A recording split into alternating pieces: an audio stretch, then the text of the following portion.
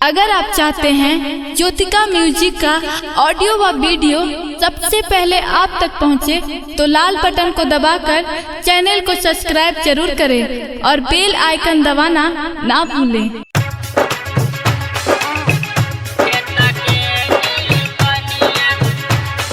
Jyotika music present DJ Manish Raxaul.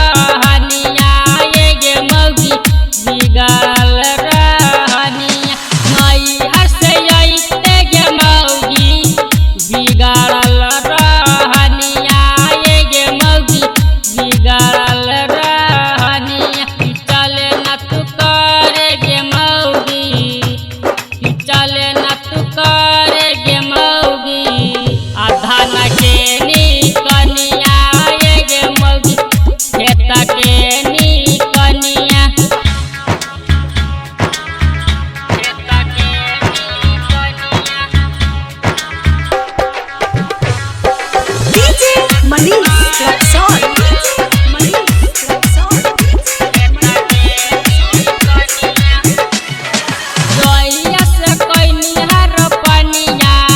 सुखा गेलौ पानिया गे मौगी, सुखा गेलौ पानिया जोइया से कोइनिहर पानिया सुखा गेलौ पानिया गे मौगी, सुखा गेलौ पानिया। चले न तू करे गे मौगी, चले न तू करे गे मौगी, आधा न के कनिया गे मौगी, खेत के नी कनिया, खेत के नी कनिया। डीजे मनीष